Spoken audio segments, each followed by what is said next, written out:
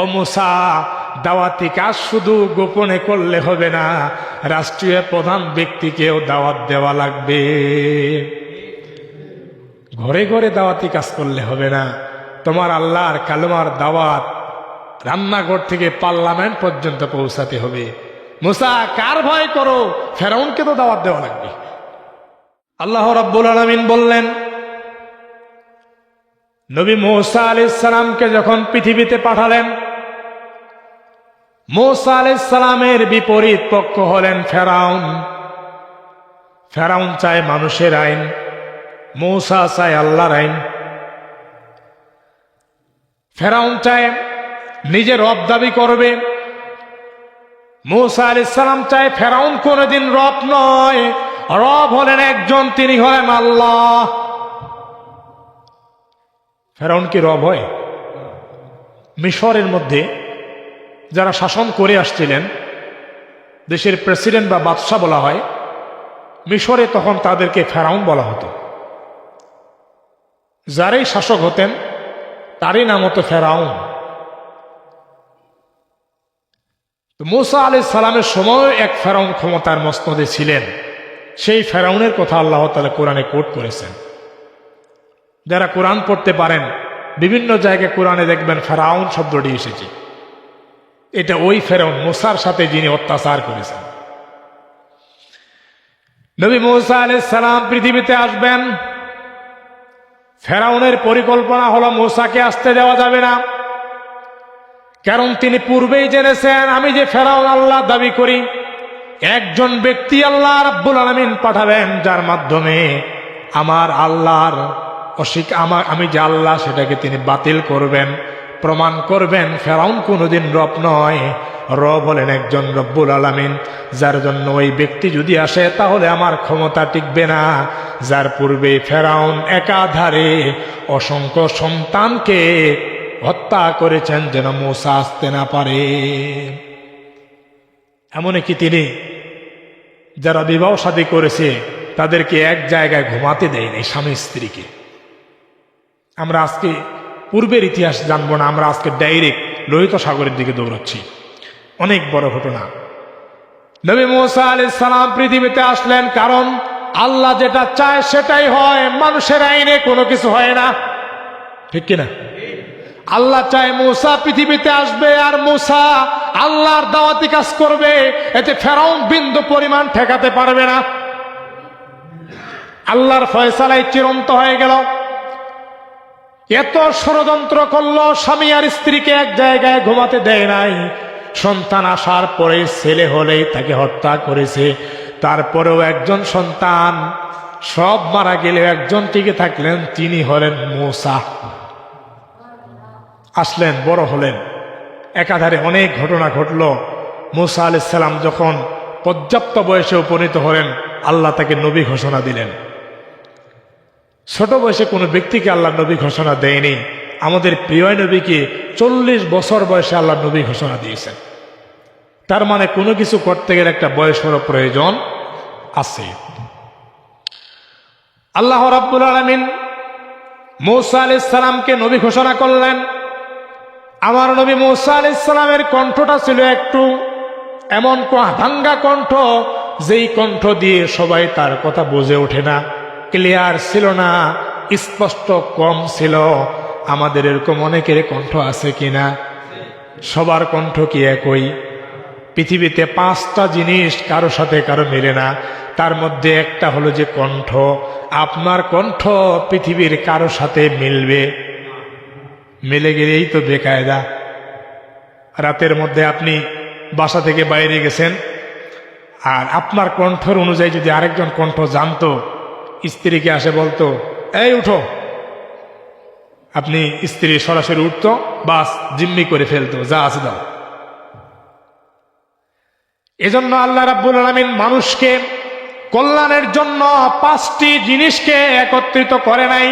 Vote যে বাংলাদেশে হয়, কারো সিলের সাথে কারো সিল মেলে না, যার জন্য এই সিল দিয়ে ভোট দেওয়া হয়, এরকম 5টা বিষয় অঙ্গ আছে, কারো সাথে কারো মেলে না।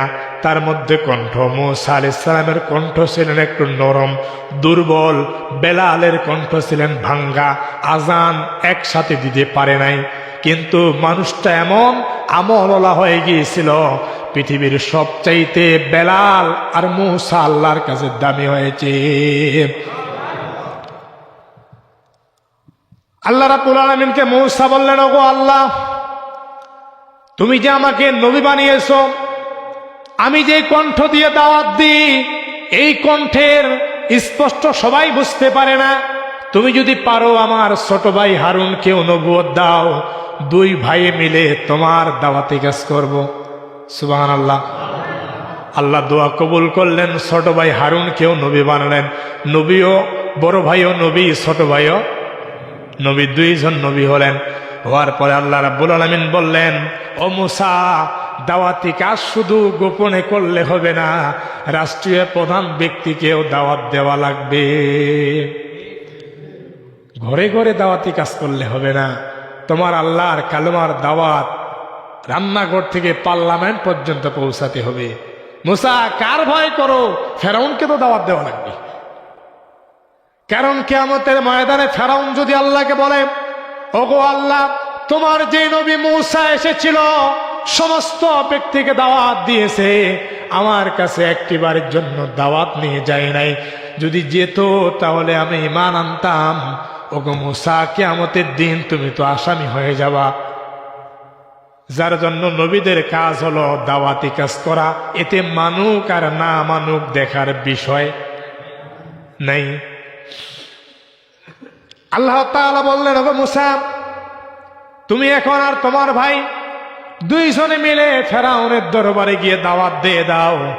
কোরআনুল কারীমে 79 নম্বর সূরা সূরা আন-নাজিয়ার মধ্যে আল্লাহ রাব্বুল আলামিন বলছেন, ইযহাব ইলা ফিরআউনা ইন্নাহু তাগা। আল্লাহু আকবার। আল্লাহ রাব্বুল আলামিন বলেন, ফেরাউন, ওগো মূসা, তুমি আবার তোমার ভাই ফেরাউনকে গিয়ে আমার আল্লাহর কালেমার দাওয়াত দাও। দুইজনে রেডি। কাজটা ছোট না বড়? বলেন বলেন, রাগ করতেছেন নাকি? মারাত্মক কাজ, মারাত্মক কাজ। রাষ্ট্রীয় প্রধান ব্যক্তিকে সরাসরি কালেমার দাওয়াত দিতে হবে, যিনি নিজেই আল্লাহ দাবি করে আর কাউকে আল্লাহ মানে না। তাকে বলতে হবে তুমি আল্লাহ না আরেকজন আল্লাহ আছে। ভয়ঙ্কর কাজ। মূসা আলাইহিস সালাম আল্লাহর কাছে দোয়া নিয়ে দুই ভাই মিলে ফেরাউনের রাজদরবারে গেলেন। পূর্বেও তো ফেরাউন তাকে তাড়িয়ে দিয়েছিল, কারণ মূসার এক থাপ্পড়ে তার একজন ব্যক্তি মারা গিয়েছে। মূসা আলাইহিস সালামের ভয় তো এমনি আছে, তা আমি তো আগের আসামি, আমি কি আগের দণ্ডপ্রাপ্ত আসামি। এই মুহূর্তে আবার আল্লাহর দাওয়াত নিয়ে যেতে হবে সরাসরি ফেরাউনের দরবারে। নবী হারুন আলাইহিস সালাম এবং মূসা আলাইহিস সালাম দুইজনে মিলে ফেরাউনের সরাসরি রাজদরবারে গেলেন। ফেরাউনকে সাথে নিলেন, সামনে ফেরাউনকে নিয়ে বক্তব্য দিলেন। কি বক্তব্য দিলেন? কোরআনে কারিমে সূরা আন-নাজিয়ার মধ্যে আল্লাহ রাব্বুল আলামিন তুলে ধরলেন, ফাকুল হাল্লাকা ইলা আন তাযাক্কা। আল্লাহু আকবার। মারাত্মক। নবীদের দাওয়াতি কাজগুলো কেমন আর আমাদের কাজগুলো কেমন? ফাকুল হাল্লাকা ইলা আন তাযাক্কা, নরম কণ্ঠ দিয়ে একেবারে মলিন ভাবে সুন্দর করে বাক্য চয়ন করে ফেরাউনকে বললেন, ও ফেরাউন, আজকে যে উদ্দেশ্যে এসেছি সেটা হলো তুমি আল্লাহ নয়, তোমার আইন মানি না, আরেকজন আল্লাহ আছেন যিনি তোমারও আল্লাহ, অতএব তুমি মুসলমান হয়ে যাও। পড়লা ইলাহা ইল্লাল্লাহু মূসা কালিমুল্লাহ। আল্লাহু আকবার। ফেরাউনের অবস্থা এখন কি? ফেরাউনের অবস্থা এখন কি? রাষ্ট্রীয় প্রধান ব্যক্তিকে যখন একজন নাগরিক দেশের যায় দণ্ডপ্রাপ্ত আসামি যদি গিয়ে এইভাবে দাওয়াত দেয়, ফেরাউনের রাজদরবার এখন 144, প্রচন্ড গরম। আমি যখন আল্লাহ, আমাকে মানুষ আল্লাহ মানে, তখন আমি কোন আল্লাহকে ইবাদত করব? তাহলে তো আমার আল্লাহগিরি আর থাকবে? ফেরাউন গেলেন রেগে। ফেরাউন আর কোনো বক্তব্য দিলেন না, একটা মাত্র বক্তব্য দিলেন। আল্লাহ রাব্বুল আলামিন সেই বক্তব্য কোরআনে কোট করলেন। ফেরাউন সেদিন বললেন, সূরা মুমিনুনের 26 নম্বর আয়াতে আল্লাহ বলেন, ফেরাউনের বক্তব্যটা ছিল, ওয়াকালা ফিরআউনু যারুনি আকতুল মূসা। ফেরাউন বলল, আমাকে ছেড়ে দাও, আমি এই মুহূর্তে মূসাকে হত্যা করব। আকতুল মূসা, আমি এখনই মূসাকে হত্যা করব। কেন হত্যা করব? ওয়ালিয়াদউ রাব্বুহু ইন্নী আখাফু আইয়ুবাদদিলা দীনাকুম আও আইয়ুযহিরা ফিল আরদিল ফাসাদ। আমি এই জন্য তাকে হত্যা করব, কারণ আমি যেই দিন মানি আর আমি যে নিজে রব, আমি বিশ্বাস করতেছি মূসা সব বাদ দিয়ে তার আল্লাহর আইন এই জমিনে বাস্তবায়ন করবে। সুবহানাল্লাহ। আমি আল্লাহর আর আল্লাহগিরি থাকবে না, অর্থাৎ আমাকেও এখন আল্লাহকে মানতে হবে, এটাই মূসা চায়। তাহলে মূসা যেহেতু আমার বিরোধী হয়েছে, মূসাকে আগে হত্যা করো। ওয়ালিয়াদউ রাব্বুহু, ডাকক মূসা তার রবকে। দেখি আজকে তার রব কি করে। জালেমদের বক্তব্য এমন ছিল, তোমার আল্লাহকে ডাকো, তোমার আল্লাহকে ডাকো, দেখি কি করে। মূসার উম্মতেরা কিছু সময় মূসাকে বলতো, মূসা তোমার আল্লাহ আর তুমি মিলে যুদ্ধ করো, আমরা যাব না। তার মানে মূসার আল্লাহ ওদের আল্লাহ, ওরা বিশ্বাস করে না। এরকম ফেরাউন বলল, ওয়ালিয়াদউ রাব্বুহু, ডাকো তোমার রবকে, আমার রব না, দেখি সে আজকে কি করে।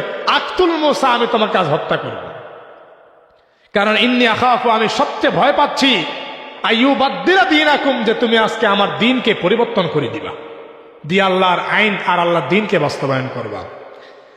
মূসা আলাইহিস সালাম সাথে সাথে ভয় পেলেন, কারণ ফেরাউন এখন 144 আমার দাওয়াত তো গ্রহণ করে নাই, ডাইরেক্ট বক্তব্য, আকতুল মূসা, তোমাকে হত্যা করব। এখন এই জায়গায় তো আর থাকা যাবে না, আমাকে তো ধরে ফেলবে, আমি তো এখন ওয়ারেন্ট। মূসা আলাইহিস সালাম আর হারুন দুইজনে বেরিয়ে পড়লেন। ফেরাউন তার রাজদরবারে ঘোষণা করলেন, যে যেখানে আছো মূসা এবং হারুনকে ব্রেক করাও, তাদেরকে আজকে হত্যা করব। নবী মূসা আর তার ভাই হারুন আলাইহিস সালাম আর কিছু উম্মত মিলে তারা দ্রুত বাড়িঘর ছেড়ে দিলেন, কারণ এই মুহূর্তে আর বাড়িঘরেও থাকা যাবে না। সোজা সামনের দিকে দৌড়ালেন। আল্লাহ রাব্বুল আলামিন কঠিন এক পরীক্ষার মধ্যে ফেললেন। কিছু দূর যাওয়ার পরে দেখলেন সামনে লোহিত সাগর, আর পিছনের দিকে ফেরাউনের দলবল অস্ত্র নিয়ে রেডি। আরো পরিবেশ খারাপ হয়ে গেল। লোহিত সাগর, কেউ বলেছে নীল নদ। লোহিত সাগরের ব্যাপারে স্পষ্ট বক্তব্য এসেছে। লোহিত সাগর 3টা মহাদেশকে অতিক্রম করেছে, 9টা দেশের মধ্যে এই লোহিত সাগরের তার রাস্তা গিয়েছে। বিশাল লোহিত সাগর, যে সাগরকে পাড়ি দেওয়ার মতো মূসা আর তার উম্মতের ক্ষমতা ছিল না, আর পিছন পাশে গেলে ফেরাউনের হাত থেকে বাঁচার ক্ষমতা ছিল না। পরিবেশ কঠিন না সহজ? জোরে বলেন। আমার নবী মূসা আলাইহিস সালাম লোহিত সাগরের সামনে গিয়ে দাঁড়ালেন। উম্মতেরা ডাক দিয়ে বলল, গো মূসা, আর তো কোনো বাঁচার কোনো উপায় নাই, ধরা পড়ে গেলাম। দেখো না সামনের দিকে নীল লোহিত সাগর, আর পিছনের দিকে ফেরাউনের দলবল। কোথায় যাব? ডানেও রাস্তা বন্ধ, বামেও রাস্তা বন্ধ। সামনে গেলে লোহিত সাগরে ডুবে মরব, আর পিছনে গেলে ফেরাউনের সৈন্যগুলো আমাদের ধরে কেটে কেটে হত্যা করবে। আমার নবী মূসা কঠিন সময়ে ভরসা করলেন একজনের প্রতি। তিনি কে? জোরে বলেন। আল্লাহ আছে না নাই? জীবিত না মরা? বিশ্বাস হয়, তাইলে আল্লাহ কিছু করে না কি? তাই এই উত্তর আছে না নেই? আল্লাহ তো কিচ্ছুই করে না, কিচ্ছুই তো করে না, আল্লাহ কিছুই করে না। আমার নবী মূসা আলাইহিস সালাম বক্তব্য দিলেন কি? সেই কথাও আল্লাহ রাব্বুল আলামিন কোরআনে কারিমে কোট করলেন সূরাতুশ শুআরার মধ্যে 26 নম্বর সূরার 62 নম্বর আয়াত। আমার নবী মূসা উম্মতদেরকে ডাক দিয়ে বলেন, কাল্লা ইন্না মাইয়া রব্বি সায়াহদিন। আমার নবী মূসা বললেন, কাল্লা, কখনো নয়, কখনো নয়। মাইয়া রব্বি সায়াহদিন, আমরা যে রবের রাস্তায় আছি সেই রব আমাদের ছেড়ে যায় নাই। আমাদের রব আমাদের ছেড়ে যায় নাই। তাহলে ভয় কেন? রব তো আমাদের সাথে আছেন। আমরা কিচ্ছু না করতে পারলো চাকা কার কাছে? চাবি কে ঘুরাবে? অতএব কেন টেনশন করো? হতাশ কেন? কেন বন্ধু তুমি হতাশ হয়ে যাচ্ছ? কেন হতাশ হয়ে যাচ্ছ? হতাশ হওয়ার কোনো কারণ নাই। তুমি যদি মুমিন হও তোমারই বিজয় আসবে, শুধুমাত্র সময়ের অপেক্ষাটুকু।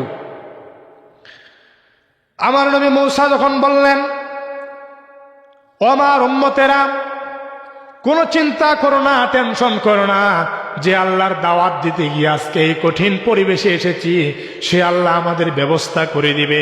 আল্লাহ রাব্বুল আলামিনের দিকে মূসা তাকালেন, ও আল্লাহ, দেখো সামনে লোহিত সাগর, পিছনের দিকে ফেরাউন, আমি এখন কি করব? আল্লাহ বলেন, মূসা রে, তোমাকে যে হাতে লাঠি দিয়েছি তার তো কিছু কাজ আছে। মূসার হাতে কি ছিল? লাঠি। এটা তো আর এমনিতেই নাই, এর তো মজেজা আছে, ক্ষমতা আছে, লাঠিয়ে তো কাজ করবে। কি করব আল্লাহ? আমার আল্লাহ বলেন, ও মূসা, হাতের লাঠি বের করো, লোহিত সাগরের পানির মধ্যে আঘাত মারো বিসমিল্লাহ বলে, বাকি কাজ করব আমি রব্বুল আলামিন। আমার নবী মূসা লাঠি বের করলেন। লাঠি বের করার পরে লাঠি দিয়ে লোহিত সাগরে বিসমিল্লাহ বলে আঘাত করলেন। একটা নয়, দুইটা নয়, তিনটা নয়, চারটা নয়, 12টি জান প্রাণ রোড আল্লাহ তাআলা তৈরি করে দিলেন। কয়টা রোড? একটা দিলেই তো হয়ে যাইত, এতলার দরকার ছিল। কেন দিলেন? কারণ জানে যে পিছনে ফেরাউনের সৈন্য তারা করতেছে, একটা রাস্তা হলে ওরা হয়তো বা তালাতালি করবে, দৌড়াদৌড়ি করবে, পড়ে যেতে পারে। রাস্তা তো একটা দিলে হবে না। 12টা গোত্রের লোক ছিল, 12 বংশের লোক ছিল, যার জন্য বংশপতি একটা রাস্তা বরাদ্দ করলেন। বলেন সুবহানাল্লাহ। আল্লাহর ইনসাফ আছে না বেইনসাফ? কি বলেন আপনারা? কোরআন মাঝে মাঝে বেইনসাফ করে, যার জন্য কোরআন সংবিধানক এটা আমরা চাই, এটা বেইনসাফই আছে আর কি। আমার নবীকে যখন 12টি রাস্তা দিলেন, 12 জন বংশের ব্যক্তিরা 12 রাস্তা দিয়ে যখন নেমে পড়লেন, রাস্তার সোজা মাঝখানে যখন গেলেন, ফেরাউনের দল কিনারায় এসে হাজির। ফেরাউন বলে, ব্যাপার কি, এত বড় রাস্তা কে বানাইলো?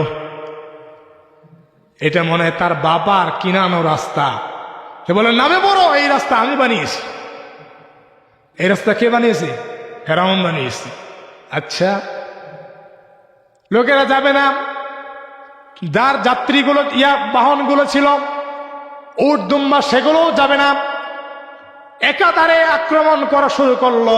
প্রহার করতে করতে উটগুলো জমিনের মধ্যে পড়ে গেল, শুয়ে পড়ল। তারপরও ফেরাউন দল ছাড়ল না।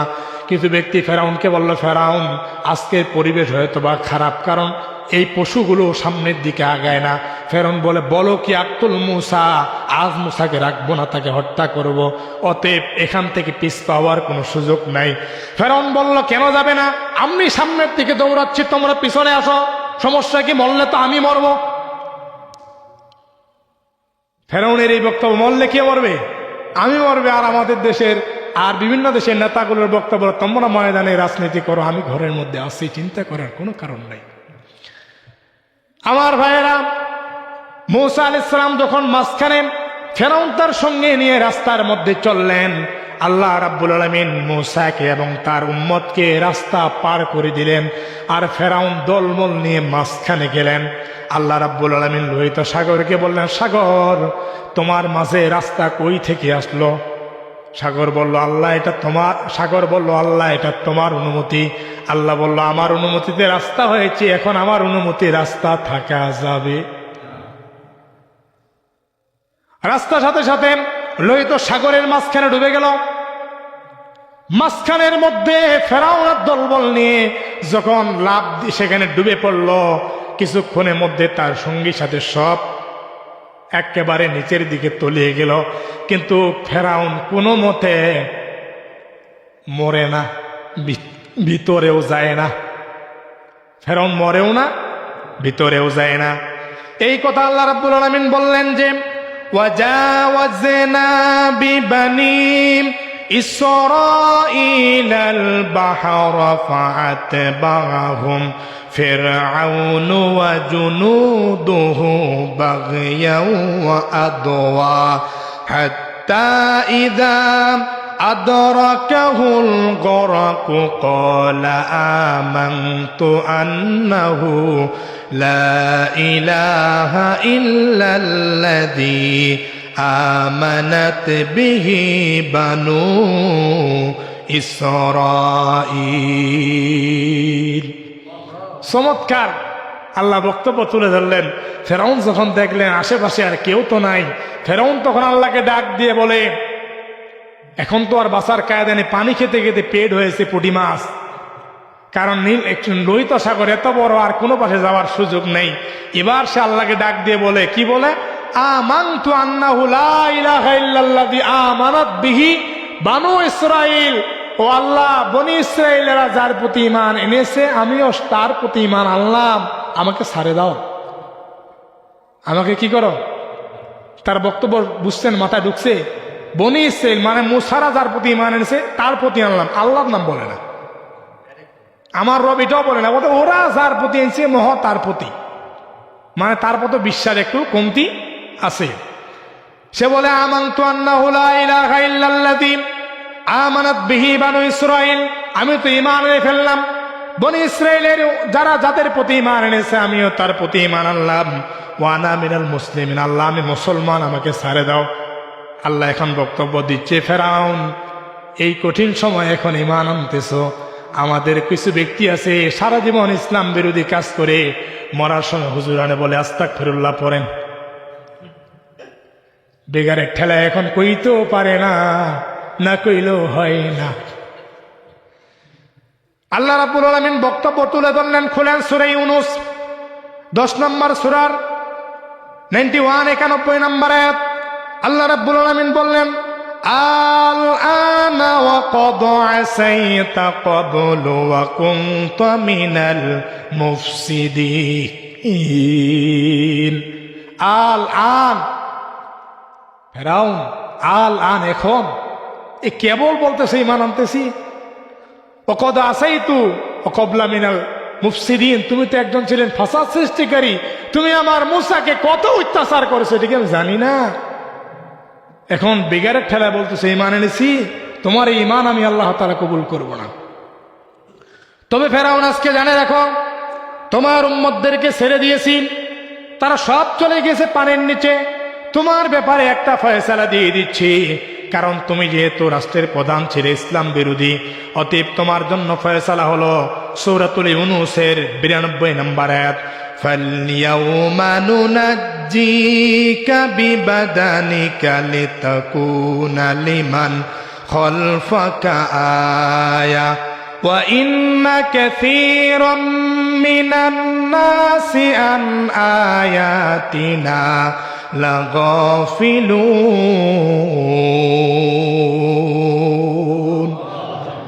আল্লাহ তাআলা বললেন, ফালইয়াউমা, আজকের দিনে তোমাকে তো আমি ছেড়ে দিব না এমনি, নুনাজ্জিকা বিবাদানিকা লিতাকুনা লিমান খালফাকা আয়া, তোমার এই শরীরটা পানির নিচে যাবে না, কোনো হাঙ্গর কোনো প্রাণী ভক্ষণ করবে না। আজকে তোমাকে এখান থেকে উদ্ধার করে তোমার লাশটা আমি কিয়ামত পর্যন্ত রাখবো, যত ইসলাম বিরোধী আসবে তারা তোমার কাছ থেকে যেন শিক্ষা গ্রহণ করে। এখনো ফেরাউনের লাশ মিশরে আছে না নাই? জাদুঘরে এখনো গ্লাসের ভিতরে ফেরাউন, মিস্টার ফেরাউন শুইত আছে, লোক হয়ে গেছে এখন শুটকি। যত মানুষ পাশ দিয়ে যায়, যখনই মুসার মনে পড়ে যায় তখনই স্যান্ডেল খুলে বাড়ি মারে। সেখানকার লোকেরা বলেছে প্রতি বছর প্রতি মাসে লক্ষ লক্ষ টাকার জোতা বিক্রি করা হয়, এত পরিমাণ জোতা বিক্রি করা হয়, মানে জোতা মানুষ নিক্ষেপ করে। আপনার কাছে 1000 টাকা দামের জোতা থাকলেও ইতিহাস মনে পড়লে এত ঘৃণা আসে, জোতা দিয়ে তাকে নিক্ষেপ করে থুতু মেরে। আজ এখনো ফেরাউন মিস্টার ফেরাউন আছে, কিয়ামত পর্যন্ত ফেরাউনের লাশটা থাকবে। তাহলে যে কথাই আমরা বলছিলাম 10ই মুহররম এই মাসের আগামী যে 10 তারিখ আসতেছে শুক্রবার, এই দিনে ঐতিহাসিক এই ঘটনা, ফেরাউন ডুবে মরল, মূসাকে আল্লাহ তাআলা বাঁচিয়ে দিল। এই শুকরিয়ার জন্য আমাদেরকে রোজা রাখতে হবে।